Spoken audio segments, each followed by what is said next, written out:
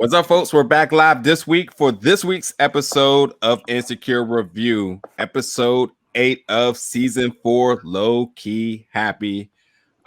Jazz could not make it to tonight's show, but for good reasons.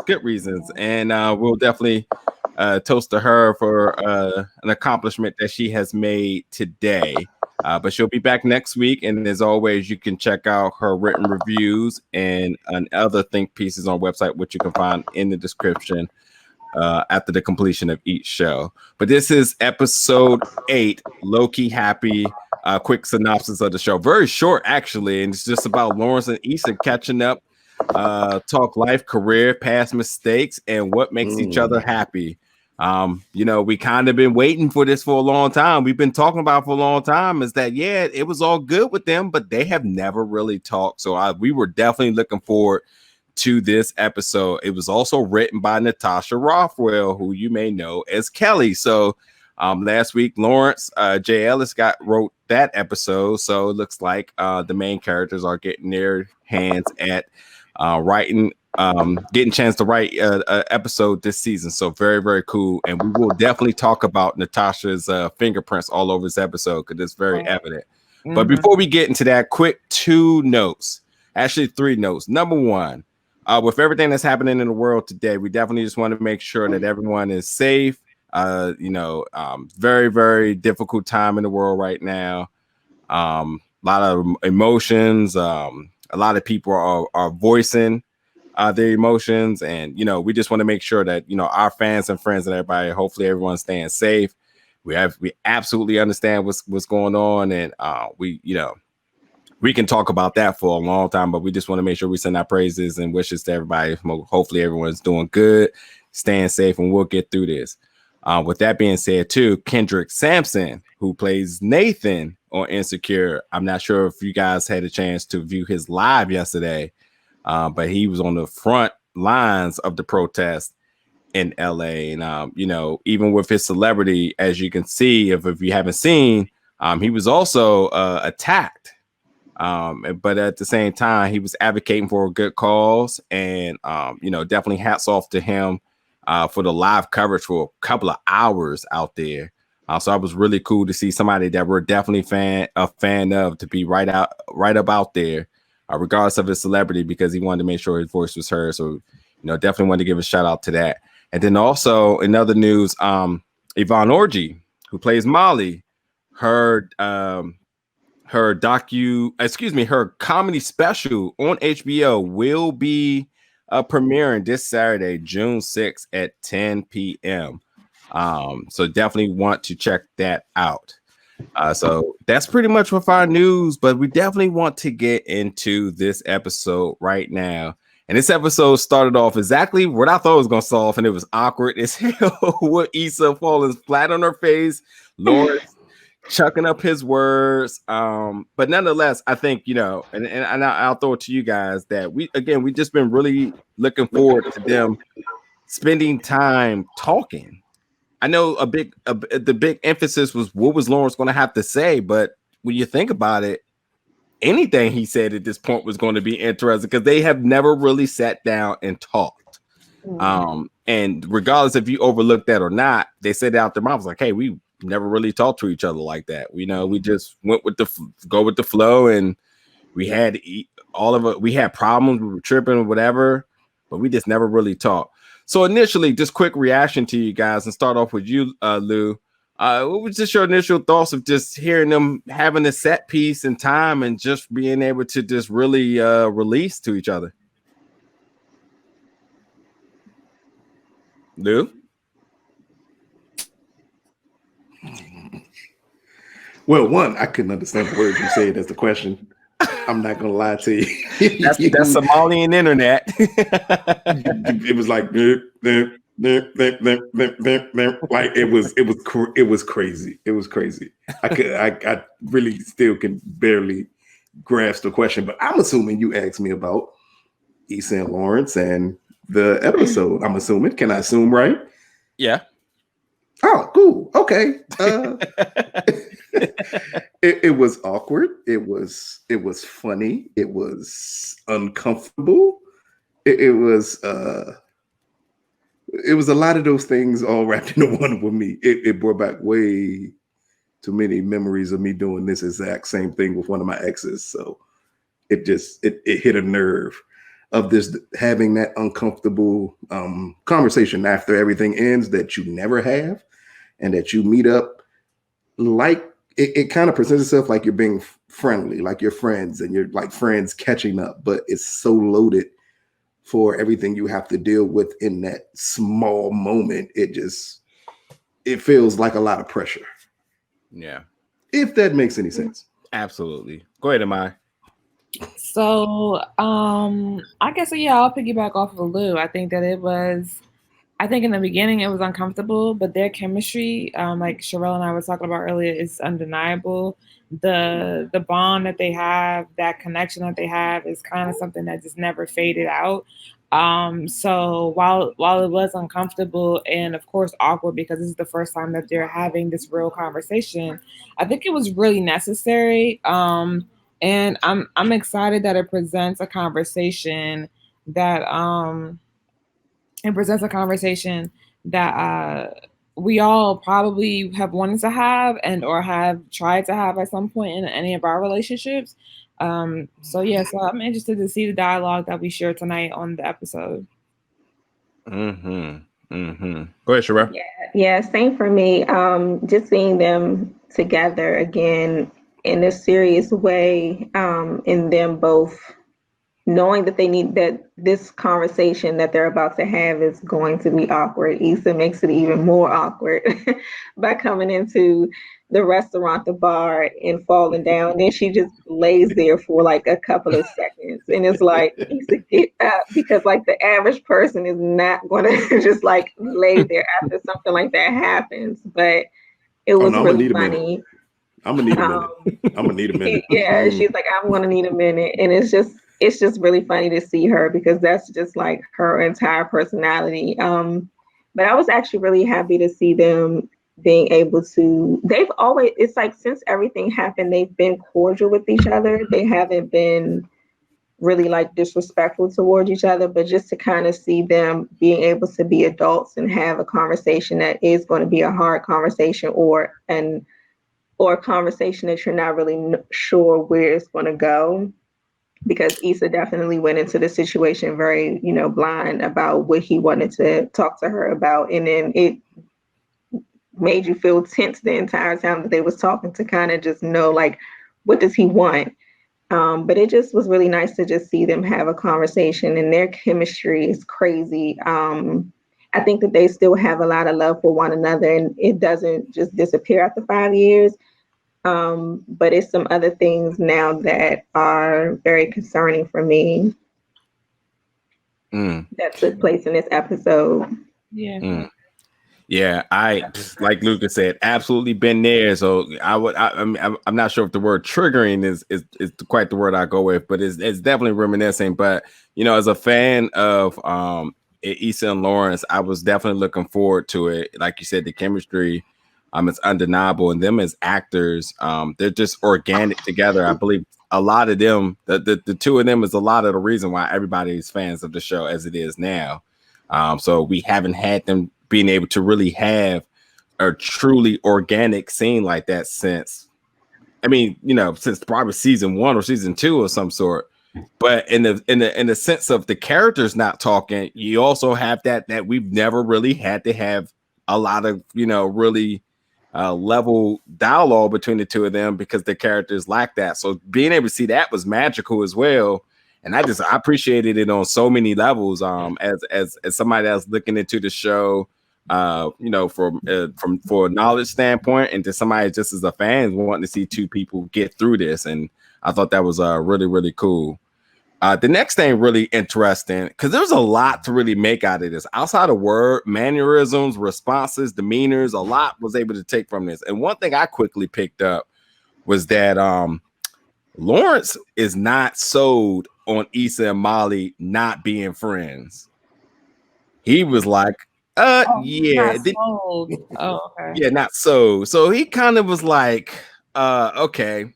Like he laughed it off first. She's like, nah, for he's like, okay, whatever, and went to the next conversation.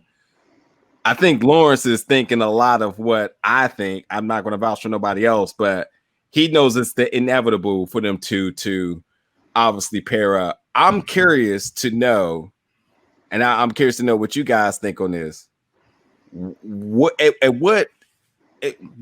does Lawrence fit in this equation? How is he able to see through that and just automatically know? At what point in their friendship and relationship was he able to easily dissect that? Like, okay, that's BS. You guys are clearly still friends.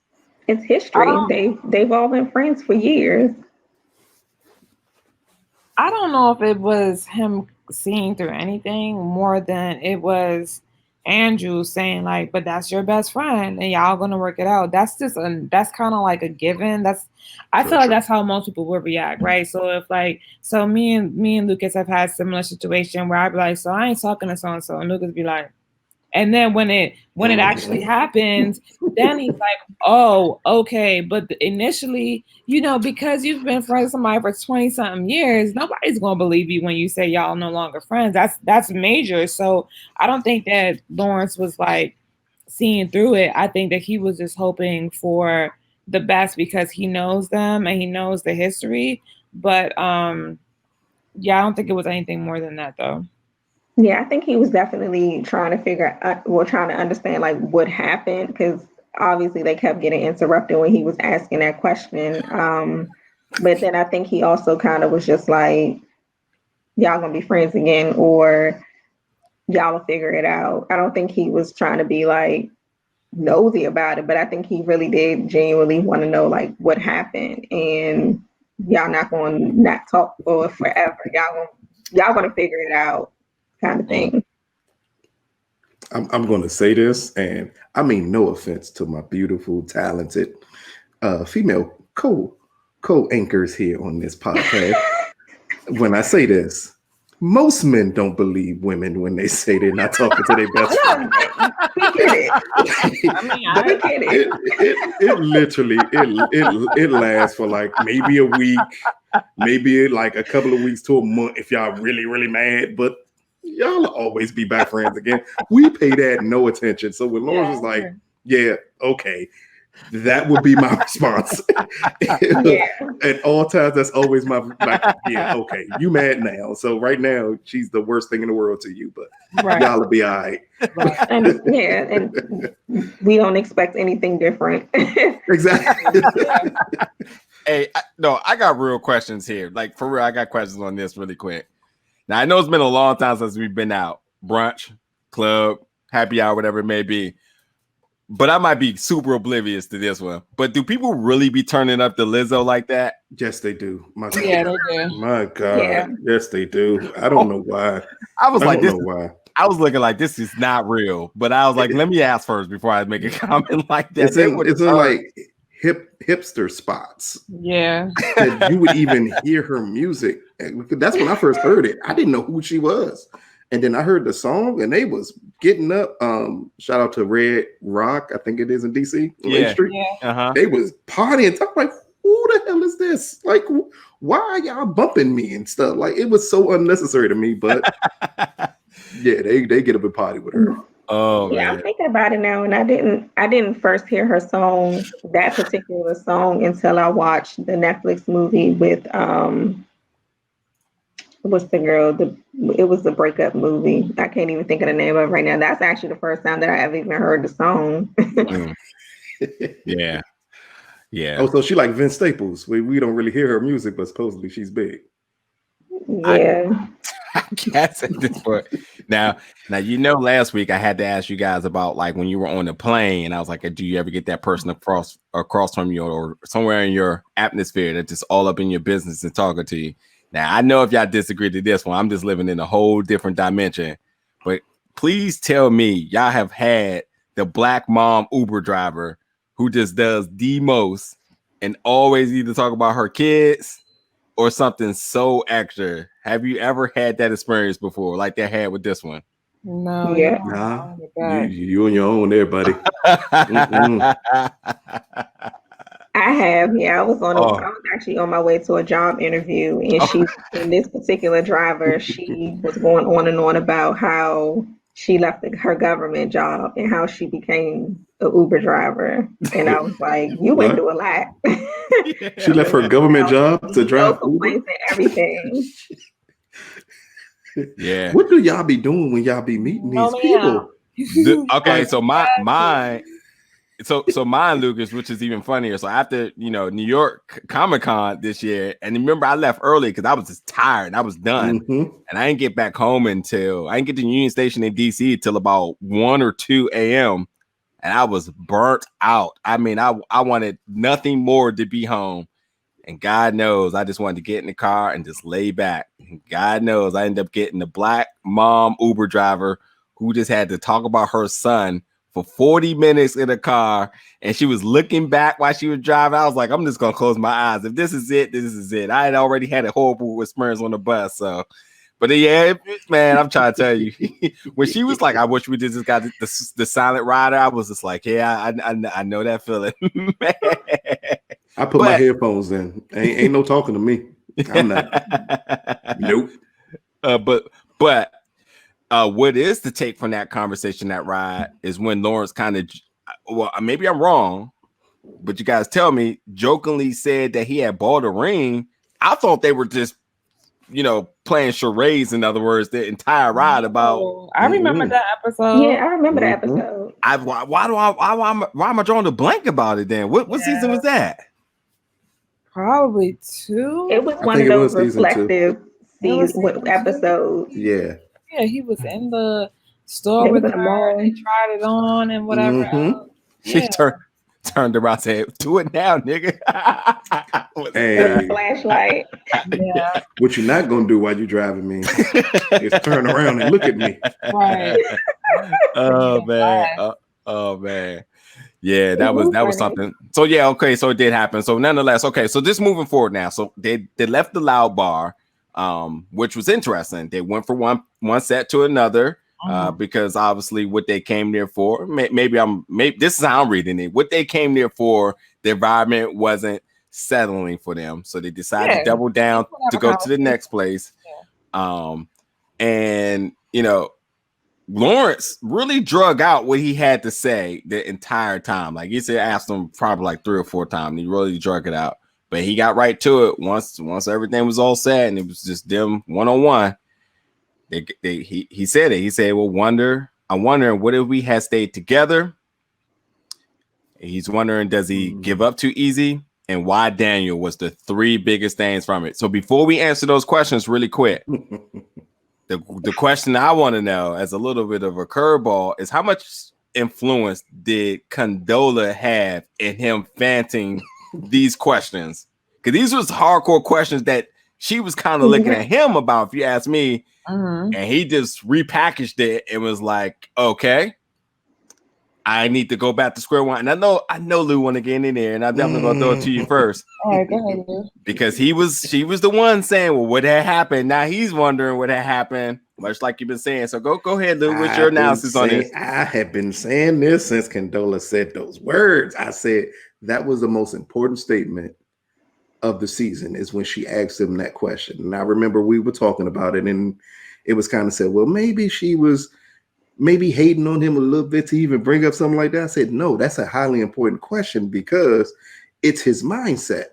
We saw before at the end of season 3 through the Bruce Leroy thing and their connection there and the way he looks at her. I think he's always wanted or always questioned in himself, what would they be if he didn't give up so easily? Because I believe part of the question is from Condola. The other part is from his friend, when his friend said you shouldn't give up on a relationship that easily. So it made him question, like, wow, did I give up on us too soon? Or did I not fight for us enough? What happened in that situation? Again, we all admit this is a conversation they should have been had. But I think his situation with Condola and him looking at, I keep on forgetting his friend's name, the rude red one, like his whole situation with his wife is now making him reflect on his issues with Issa. Damn, my bad. Issa. And if they should still be together. Yeah. Yeah, I think that I think that it was a question that was buried in the back of his mind. Mhm. And I think that his friend saying it brought it to the center, and Condola saying it again brought it to the forward, right? Because when you are in a relationship for 5 years, um, and somebody, and initially Issa was saying like, why can't you forgive me, right? Like, I made a mistake. And I think the biggest thing that I always talk about is like how men are really hard when it comes to forgiving women who cheated, but like women are the complete opposite, right? And so I think it's always been on Lawrence's mind because, again, I don't think that the passion or the love between the two of them have ever really dissipated. I think that Lawrence looks at Issa and it's always kind of like, damn, like, especially now that she's doing good, right? And I'm not saying that she wasn't doing good before, but when you see this person and you can really see the growth, because I can see the growth in Issa, and as well as I can see the growth in Lawrence. So I think that now he's in a better space and feels like he can be a better man, a better person, and he knows what he wants. So now the question is like, what do I do and how do I do it? But first, let's have this conversation. I think that was really big. And Amaya, go ahead. Now I was just gonna rebuttal to you real quick. Why does he know that now that he's a better man? He's in a better space. What is it that's actually is the proof of that to him? His relationship with Condola.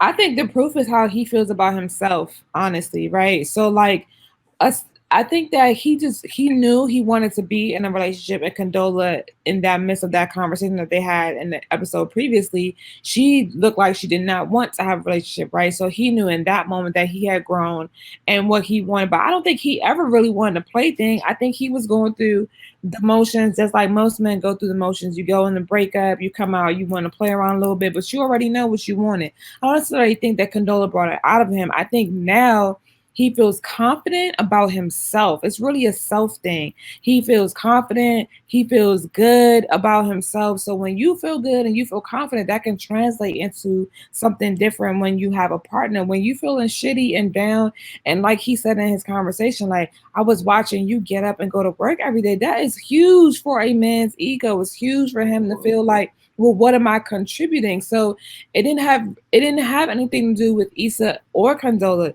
How Lawrence feels about himself, how he presents himself now to the world, how he looks at himself in the mirror. That is saying like, oh shit, I did this for me, despite maybe probably starting out doing it for Issa, right? He's now decided to a space where he's like, I'm doing this for me and I want to be a better person because I know what I want now. Boom, here I go. So the way that I see it, and the reason why I mentioned Condola is because Condola was his relationship outside of Issa, where he had his shit together. And I think with these questions being asked to him, or like why he gave up on the relationship so easily, or why he didn't fight for the relationship, I think he saw the man that he wanted to be with Issa, and I think now he could possibly be feeling like, why wasn't I able to be that man for her? And that's why he asked Issa those questions, like, what was it? What made you cheat? Why Daniel? And all those questions is because he saw the man that he could have been for her, that he wasn't. And I think that plays a major role in why he wanted to have this conversation anyway. Okay. Go ahead, Lou. Self-reflection for men is highly important in relationships. And at times we don't recognize it until the relationship is over. And then we see all the mistakes that we made and things we want to correct. And then we broach the situation after all is done. I think Lawrence represents that portion of all men who are at times afraid to be vulnerable in relationships when we should be. Mm-hmm. I think, again, as Amaya pointed out, it was one of the most important things on this show when he said, getting up and watching you go to work every day reminded me that I had nothing to look forward to. Like, at that point, that's when you want to have the conversation with the person who you believe you're going to spend the rest of your life with, that you've been with for 5 years. At that point, we should be comfortable enough to have that conversation. But unfortunately, most men aren't. And we internalize that. And when we internalize that, we do it by shutting down on everything else. So when Issa brings up, well, you didn't want to talk, you didn't want to go out, you didn't want to have sex, it's like he completely shut down over his own issues that he was uncomfortable talking about. And I think that's something most men go through.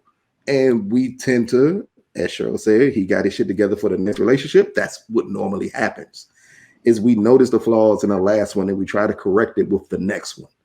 But at times when we try to correct it with the next one, we end up in relationships we shouldn't be in because maybe that's not what that next person is looking for.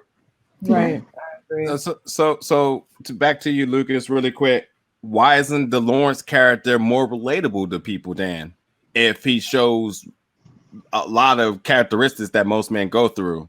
I don't feel like his fan base, I don't feel like a lot of I don't feel like he commands the fair fan base that he should, considering he's really relatable. Tag me in, Coach. Go ahead. Yeah, I'm gonna tag you in because so here's the thing, right? Lawrence's character has to self-reflect, right? And he's doing it in a way that most men don't, right? So, and not to say, I'm not saying that they don't ever do it. What I'm saying is this is a very steady growth pace for Lawrence, right? You can see his change. You can see how he's navigating. I don't think that men often self-reflect in a way where they're vulnerable with themselves. So in order to be vulnerable, with Issa, or for him to be relatable, the men have to be like, oh, I can be vulnerable. Like, oh, I can let my guard down with myself. This has nothing to do with women now, right? Literally, have you ever had a conversation with yourself? Man, that breakup really rocked me. That shit hurt my core. Man, I wish I was a little bit better. I want to do X, Y, Z. Like, these are things that women do daily, almost, I feel like. So for men, it's not normal per se, or it's not normalized, and it should be. There's a conversation that you need to have with yourself to uplift yourself. There are things that the outside forces cannot do for you if you do not do them internally. So like back to what Lucas was saying, it's an internal thing. It's very much internal. So the men who are watching don't necessarily relate, because how can you really relate to a character when you don't really want to look yourself in the mirror, right? Because to look yourself in the mirror is to not just see all your good points, but to see all your negative things too, and the things that you need to work on. Right? I wouldn't even say about accountability to work off. Right? Self-accountability, self-identification, self-happiness. Like the biggest part of this whole episode, he says, "I think I'm happy now." That again, we get into relationships and we forget that we are individuals, right? My happiness doesn't have anything to do with you at all, at all. So I think that that's why it may be hard for some men to relate to his character, because being vulnerable, being sensitive, being emotional, being in your feelings is not something it's not the norm. Yeah, you know what? First of all, I need to cue in the snaps button. I don't know if I plugged that in tonight, but definitely get those. I think Lucas is proud of me. But you hit on a lot. You hit on a lot of points, and you hit on a lot of points. The only thing I'm gonna add, because that was just beautifully said, is this like it's egoless, and I feel like a lot of society pushes men to have egos, to perform, respond, in certain ways that are traditionally unhealthy, especially in the African American community, because what happens is that we're breeding each other the wrong way, but we're also are moving away from our resources such as counseling and therapy. So we just continue down this path of destruction until it blows up, and then you're like, oh shoot, I did this wrong. You know what I mean? And some people tend to regress brat, but then some people's like, I'm just going to double down on the ego and continue this path of wrath. So I definitely agree. You don't see the Lawrence character too often, but I was curious to wonder if people look at the character and saying like, hey, what he's doing is admirable, I like that, and I don't really even see that. I really see a lot of people just give him a hard time, and because it doesn't have to be admirable. It has to be something that you do naturally. You see what I'm saying? Like if we groomed men differently, like my brother for me is he's not overly sensitive, but he knows how to manage himself. He knows how to have a conversation very well and articulate his feelings without it seeming like he's being feminine, which is what most guys would relate that to, right? So if you grow in a space where you are, hey, how are you feeling today? Hey, what's on your mind today? Oh, you scratched your knee? Okay, cool. I know it hurts. But okay, so after we finish dealing with the pain, how are we going to move forward? I think if we talk to our boys and our men differently, and we what's the word? We verified or validated their feelings that are absolutely necessary, we would have different kind of relationships, right? Because then men will be more open and more vulnerable with each other and with us. It's an unfortunate death cycle that we need to like stop. That's why I'm always asking my friends, like, how are you doing? Like for real, like, no, all right, yeah, you're fine, right? Because that's everybody's top answer. But like, are you fine? What's really going on with you? We have to create that dialogue where men feel like it's a safe space. I joke around with my men friends, but I believe truly that most of my friends, if I ask them right now, 90% of them will say that I'm a safe space for them to come and talk to, and I don't like make them feel like punks or feminine for sharing with me, and that's very big. I've always said that I don't feel like why those words have to correlate to somebody being expressive for feelings, but that's just what society presents. Yeah, all day, every day. Also, again, cueing that snap button again, like, geez, man. Like for real, you definitely hitting some points. Really quickly, and just quick yes or no's for you guys. Do you think he'd give up easily, as he was kind of putting himself down about throughout the progression of 5 seasons? Do you think that he is justified in saying that he gives up too easily? I would say yes, but I understand why he didn't like automatically forgive her, because I know that that's just not the nature of men. I think that they also need time to process what has happened. But I think it's fair that he did it. He did things how he handled it. I mean, because they weren't not friends. I just think that they just didn't have a conversation. Okay. Lou? Same. I think the answer is clearly yes, he gives up too easily. And it goes beyond just his relationship with Issa. It went in life. He even admitted it when he said, or when she brought up that he did nothing for a year. That's giving up too easily, in all honesty. That was his pattern, and then he got himself out of it. Okay. I definitely think that he gave up too easily. But again, that goes back to my point of when women do something in a relationship, it's very hard for men to forgive, whether it's cheating or otherwise. Listen. And I feel like sometimes women give in too easily and accept too easily when it comes to like taking somebody. And I'm not saying that you shouldn't. What I'm saying is have a real conversation with yourself and really go through that process about how you're feeling before you just automatically decide like, all right, like, all right, cool, fine, come back. But I definitely think that, when you're in a space like Lawrence, you're in a low point in your life, you already feel shitty, you know what I mean? So listen, like, just go down the list. He didn't feel attractive because he definitely looked like a bum. He was barely, doing it with his money, right? He had unemployment in the bank.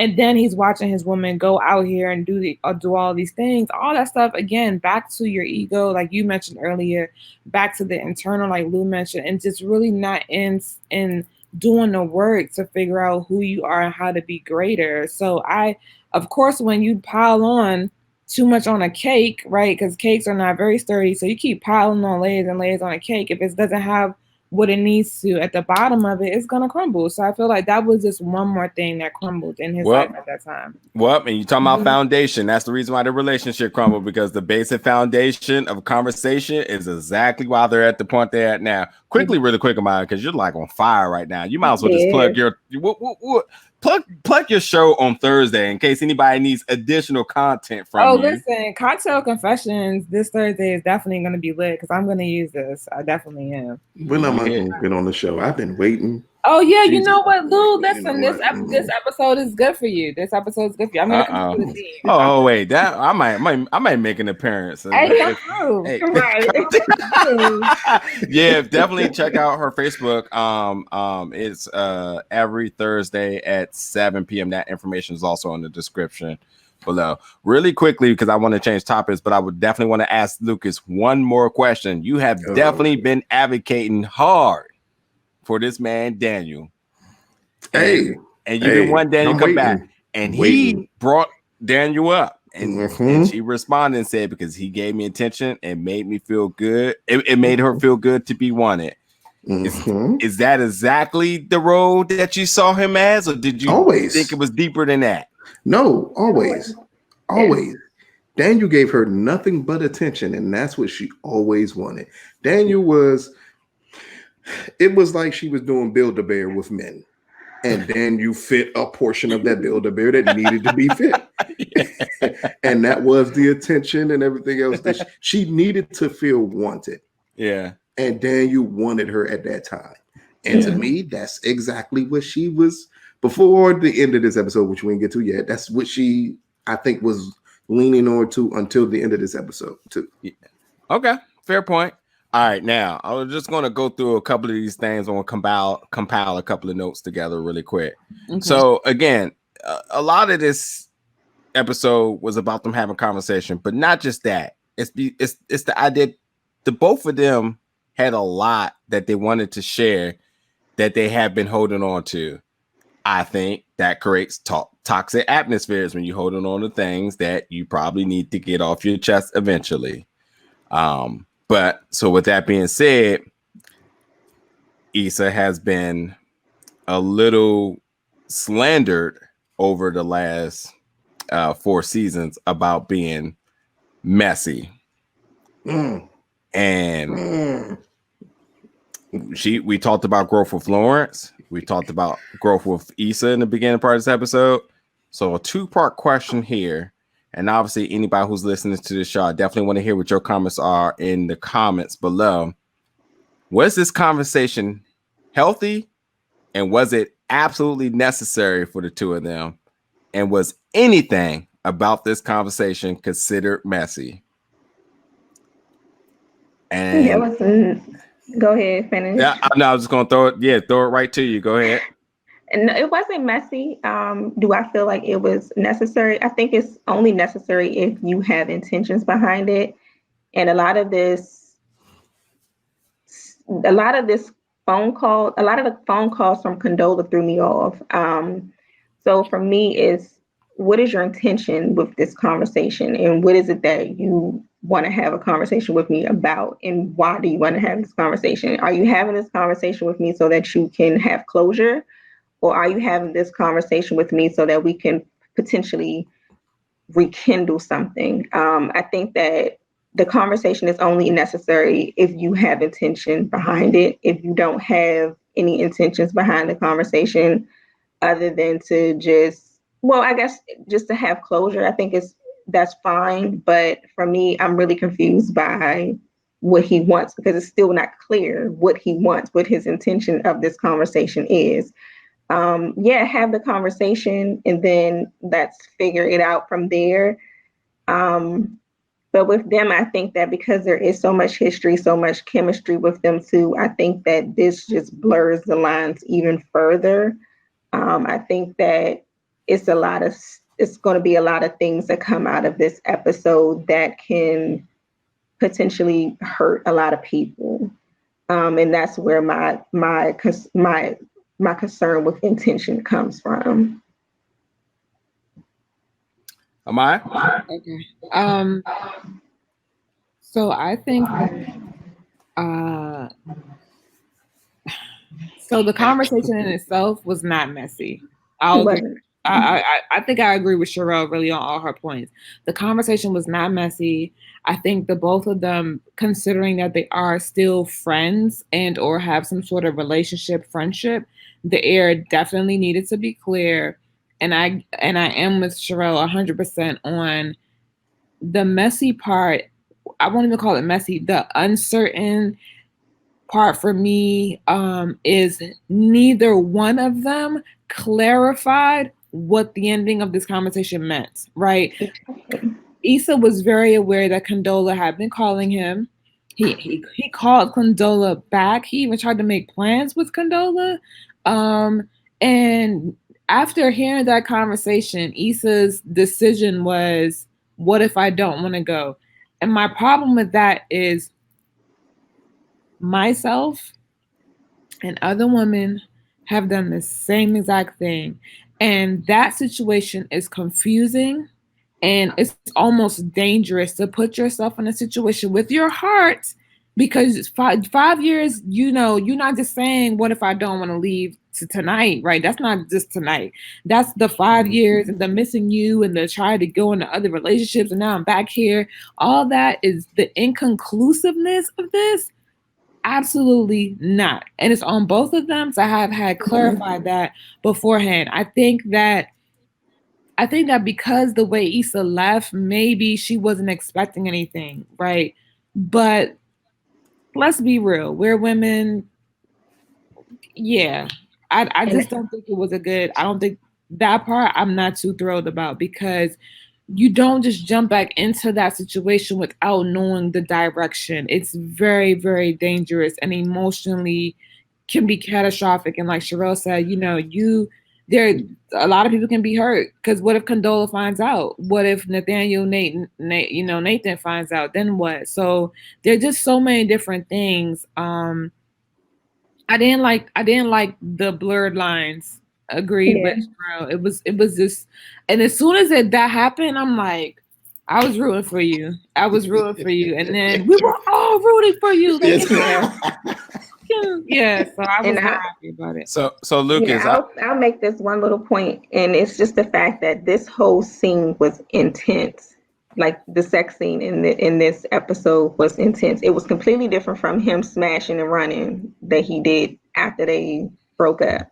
This was like almost like love making. This shit was passionate as hell, and it felt very, very real. So I'm really disappointed that she didn't get clarity before this sex scene, because women in sex, often there's no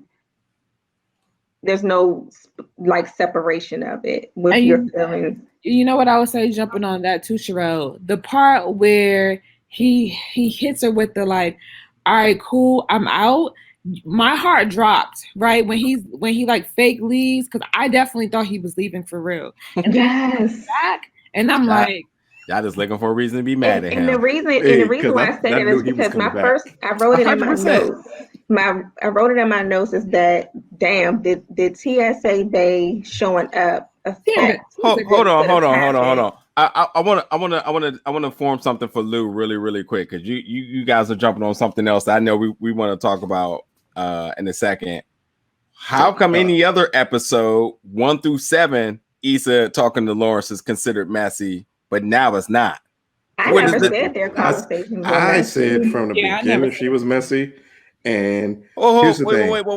If no one's ever said that, then why is she constantly being slandered and being messy? Other people label her as messy. I've said she's messy. Calls her messy. Go. I never called her that. I said Lou, not you. Oh, okay. Yeah. Go ahead, Lou. Let me be very clear here.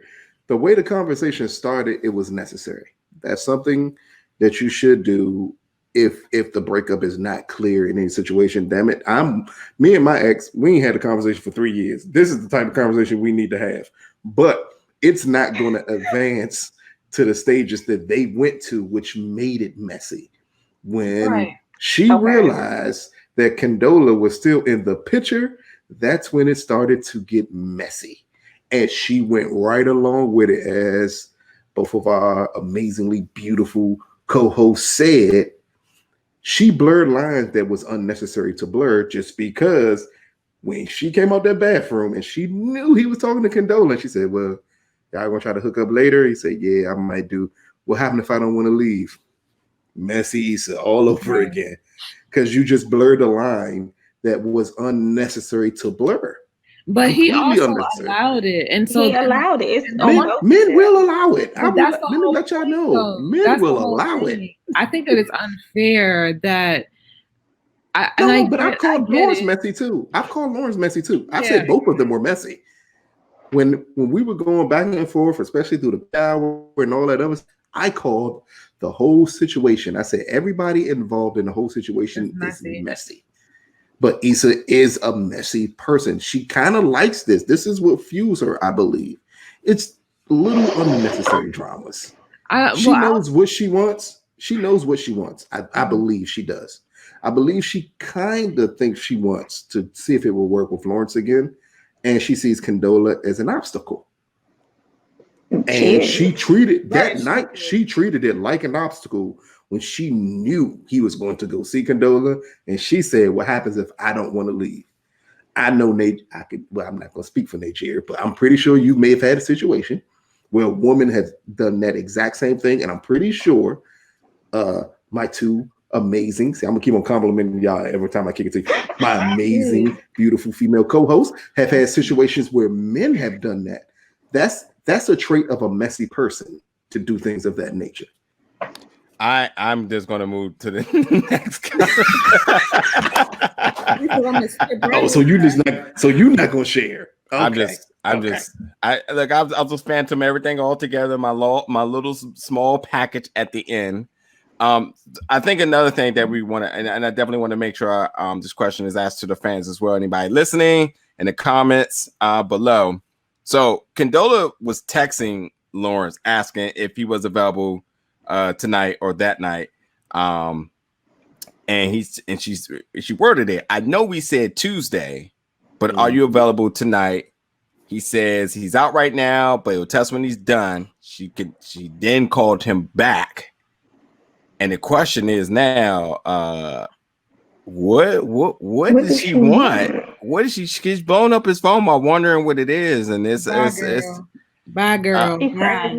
Hey, what is it that she wants? Did she call him back the second time, or did he call her? No, she called him. Called twice. But then he called back. I'm sorry. Yeah, then he called back. So, of course, anybody that's listening, definitely. What do you think Condola wants? I know a lot of people are saying that there may be a tentative pregnancy, but I think that's too transparent. I think we may get something else different here. It was a booty call.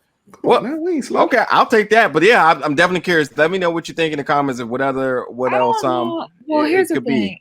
If it's a booty call, well, I mean, yes, you could schedule a booty call, right? Mm-hmm. But then I feel like if it was scheduled, then why you want to change it to because we may situations may change. Right. I may become free. He knew that he said, all right, maybe, and I'll keep you posted. I'll try to. So I feel like the possibility of them having some sort of having. Well, it's weird now that you mentioned that, right? Because because Issa says at the bar, when they're at the bar, she goes, I'm sorry that I heard about you and Condola. Mm-hmm. And he goes, yeah, I knew you would. He doesn't really give like a full like. Yeah, he said I knew you would. Say it with me. He don't give a full blank. Right. Yeah. He didn't give a full. Trust me. What did that tell you? There was no transparency. I don't know if I read that. I don't. To be honest, this is definitely the one thing I don't really want to speculate on too much because I mean, we'll talk about next week's episode in a little bit, but then there's the finale, and there's a lot of cake still left here. With so many uncertainties, and it got to be big because what next week is not the finale. So you have to wonder what is it that she's blowing them up about. There's a lot that could happen there. There's a lot that could speculate, but I will say that I'm not thrilled that after her having told Issa like, oh, we broke up. Now all of a sudden. I think maybe she might be feeling that she put some little bug in Lawrence's head. Maybe, maybe I was wrong. Maybe I really do want this and I don't. Whatever. It just seems really confusing. We've all been there. The character is confusing. That's exactly why it has to be. It has to be this way. If the character is going to stay true to being conventional one way and then completely next, it has to continue to just be confusing the entire time. Yeah. One other quick little thing, because we got the little last beef of things we want to talk about. We're coming up on our time. Is that tonight's episode really brewed a lot of hard conversations. Do you feel that Lawrence and Issa, were they completely sincere the entire time? I do. I do think that they were. I think they were very transparent, very vulnerable. I enjoyed the whole conversation. But as a woman, to see another woman say like, I went where I was getting attention, not that it's an excuse, but people don't realize like when she said you didn't act like you wanted me, and that can be on both sides, right? It could be on the men and the women's side. But when somebody is really raw in saying that, I think you have to really take a look inside and just a look at the overall relationship. And even if there's nothing that comes up and we don't get back together, now you know for future reference the things you should probably keep an eye out on, just that you don't run into the problem again. But I think that overall, the sincerity, the authenticity of their entire relationship, friendship, I think it's just natural, and it really comes off that way. It comes off. It doesn't seem forced. Like they don't want, like they're not forcing themselves to hang out with each other. It's just like genuine. Well, you know. Well, much like me and Lucas said a couple episodes before, he doesn't bear the responsibility of their relationship. So now that he has that even playing field to be himself, he's much more on his feet now. Absolutely sincere, because he just got to be him, right? For better or for worse. There's nothing to lose here. So just curious what you guys were thinking about that. Yeah, now, I think that he's sincere, but I also don't think that he's honest. It's something lacking in his communication. Why him? But why him? Because there's clearly another piece we know. It's clearly another piece that he's leaving out, and he mentions that. He even mentions that things aren't quite over with Condola, that they're talking. Whoa. There's nothing lying about that. He just said it is. He didn't lay everything out. He just, first of all, he wanted to talk. I just think that he's not, his intentions aren't I think that the conversation, everything was genuine and that the conversation was honest, but I just feel like his intentions aren't honest. I don't know. I do not agree. I do not agree with that. I think I'm just not going. I want to talk about something else really quick before I get to that, because again, we got this last beefy part we want to talk about. Mm-hmm. So when TSA broke Calvin, because his name has finally been introduced after my man comes out with the blood claw. And I really thought it was the blood. I was like, hell. I was like, really? My vouch dude. Hey, my man. So anyway, just really, really, really quickly. Was that his girl that he just totally disrespected? Okay, that's all. Mazda, come on. That's all. He just disrespected her. Yeah, he said, yeah, me and Issa, we hooked up a few times. Hey, he kept it real. Hey, he was like, nah, we hooked up. Like, hey, we used to get up. Yeah, that was funny. I don't even think that's normal. Like, no, I definitely, I 100% said that scene did not feel very staged. Yeah, did not feel. It wasn't natural. I 100% said it did not feel natural. I'm liable to punch you in your face. You see me out on a date, and you got the audacity to talk about some lease to hook up. I would be in jail. Somebody better have bail money, because you should. Listen, I don't know. Yeah. What was my man point talking about? If your birthday, hit me up. TSA give discounts for people's birthday or something? No, he said he do security on the side. Oh. Yeah, he said security on the side. So if you need like a birthday party, birthday event, hey, I'm down. Hey, funny as hell. All right, next little quick question. Do Lyft and Uber drivers wait for people like that? Is that even a thing? Yes. Yes. Okay. They wait, but they'll leave. Okay. Yeah, just curious, because he's like, wait. I was like, okay, I've never seen that before, but okay. So look, the last night, the last part of the night, after what I thought was a really, really good outing for them, they got a lot off their chest that they need to talk about. They clearly have energy, very organic, and quite frankly, they're cute together, ordering each other's food, drinks, and just know each other after 3 years. Everything. Huh? Yeah, she ordered everything. Yeah, but she knew what he wanted and stuff like that. I mean, that just shows chemistry nonetheless. And God knows if somebody orders my food wrong, I'm definitely gonna speak about it. He was chilling, so obviously she got it right after all these years. And he was hungry. Let it be noted. So he definitely wasn't gonna just let that slide if it was wrong.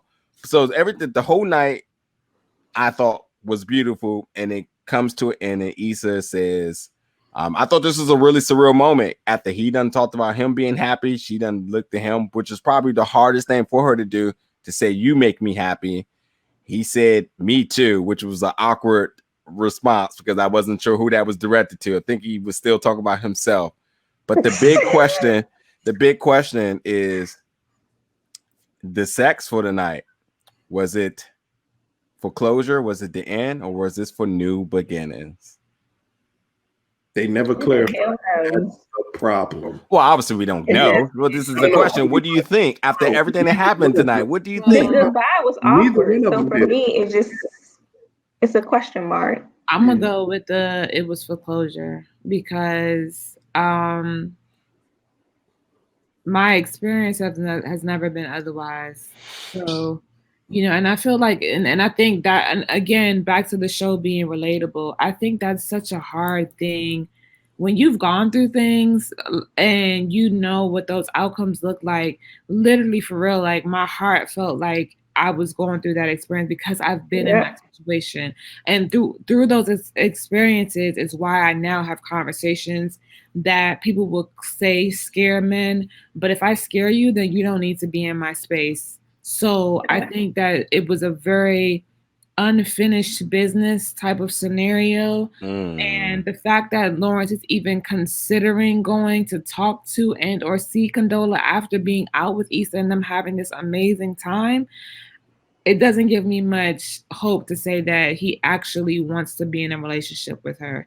I think that it was just a moment. It was fun. They love each other, absolutely.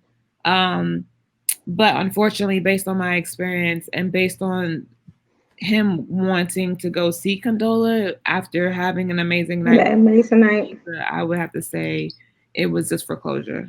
And I agree 100%. I posted on Facebook, I feel like my heart is about to break because that whole scene with him wanting to see her even after hanging out with Issa and even after sharing that moment, and that wake up that next morning was like awkward as hell. And it was just like, it felt rushed on both parts, but it really seemed like, damn, like, can we go get brunch? Can we go get breakfast? Can we get a cup of coffee? It was like nothing. It was nothing after that. Terrell, they just dating again, huh? No, but I mean, I'm just saying, like, even after you just hump somebody, some people still I'm just going to stay completely out of this conversation because none of that is true for me. A kiss like a kiss goodbye, a walk to the door, something that would have incited that he wanted something different. Yeah, man. Yeah, you're right. Hey, Lou, definitely if you want to catch the extra tidbits from Lou, subscribe to his Patreon and OnlyFans to get those think pieces. I may drop in on one of them because listen, I'd have just it was a good night. You need a ride? I'd have offered the ride. I definitely would have done that. But past that, no, we're not going out to eat or nothing. Like it all depends on what was the purpose of it. Like, that's what I'm saying. That's why. So there's the whole point. I mean, no. Literally, even if the purpose was like, but that was my point, saying from the jump that neither one of them had the conversation on what that night was going to lead to. Right. And that's why my heart broke because I know don't think that it has anything to do with well. Condola, though. I think that has to do with just them two. Time out. So I know there's been a lot of emphasis on they didn't know what the night was going to end to, but they both had expectations on being able to open up to each other, to have the conversations that they've never had, and that was succeeded. The icing on the cake, staying over, Yeah. I don't think nobody's but at it still fault for that. ends in heartbreak at the end of the day. That just opened up even I'm more not issues. saying, Yeah, but I'm not it's saying just that organically. it's a Zola thing, though, right? I'm saying that it's an unfinished business, confusing situation Yes. for them both, and they're both responsible for having the conversation because definitely. should not. Again, having been in that situation, now I no longer leave without having a conversation. First of all, I'm not going to put myself in that situation, but if I could do it over from my experience, I would totally be like, so listen, and I'm not trying to put any pressure on you. Yeah. What is this? Do you want to? So what are we doing? Yeah, but I mean that conversation is always like, guys Always never happens. want to hear that shit. Then right? we going to brunch. If you roll over and say, "What are we doing?" We going to Absolutely going to brunch. Let's go to get. Yeah. Absolutely going to brunch. Because we need to talk now. Yeah. Exactly. I'm done with this episode. I'm done. Look, nothing else to say. You can redact my whole last 20 minutes if you want. Before we close this episode, definitely a big shout out to Issa Rae on her walk home. Highlighted a lot of Black businesses in LA if people didn't peep that or not. So that was pretty dope. Where'd she get that sweatshirt from? I don't know. That was dope too. Sure. I was wondering the same thing. Yeah. No, she bought it from the art show. Oh, okay. You think Yeah. She had I thought you were talking the jeans? Yeah. Oh, she already had the jeans on. She had the jeans on. Yeah. She had the jeans on. I thought you was saying like what brand was it? That's what I was wondering too. I thought sweatshirt was dope. It was dope, but I was just like, where'd she get that from? I was thinking the same thing. I missed the whole art show purchase. I missed that whole scene. Yeah. Because you just made me forget. We never seen that art piece that Lawrence got. No, we didn't. That's the one that both of them looked at and said, "What's that?" Yeah, no one. Yep, because they were comparing art pieces. They were comparing art pieces to people. Right. So I'm wondering. I don't know. But I will say this: next week is episode 9. As we've seen from the preview, Issa's getting ready to talk some more because she's finally about to have the conversations with Molly that probably should happen a few episodes but hey, maybe it took some other things to go right in her life, like hey, her relationship with Lawrence, for her to want to be able to have this. We'll see how tonight's episode really influenced Issa into a direction, probably a more open-hearted direction to have conversations with Molly. We also may see who that art piece resembles because that's important. That could be pivotal. Yeah. We'll see the conversations that Nathan and Andrew have next episode as I've seen some art that it looks like that they will be having conversation. But this is only episode 9, and this is a lot based on what happened this entire season, which means that episode 10 is going to be crazy. Yeah, crazy. I can't even imagine. But I'm ready.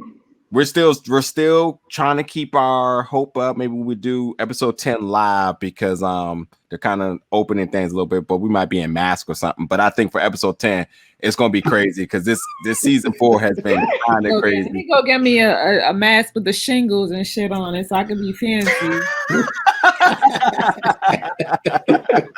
I might just wear a football helmet and bounce my head off the wall, considering how crazy this may get. But yes, everybody, thank you so much for listening to tonight's episode. Jazz couldn't make it, like I said in the beginning of the show. You definitely can read her review pieces. That information is in the comment below. Amaya's show is on each and every Thursday at 7 p.m. Eastern Standard Time. You can get your extra dose of her think pieces there on Facebook Live. So definitely check that out. And you can find us each and every week reviewing Insecure at the conclusion of each episode. Definitely let us know in the comments what you think about this episode. For all the people that really love Lou, continue to love Lou because Lou is big-headed because everybody loves Lou. Hey man, look here, everybody. On every channel I go to, everybody do. I'm telling you, I am a popular person. Man. But thank you everybody for listening in tonight on Facebook, and anybody who's watching the rerun review, whatever you want to call it, on YouTube, and we'll catch you guys next week. Later. Stay safe, y'all.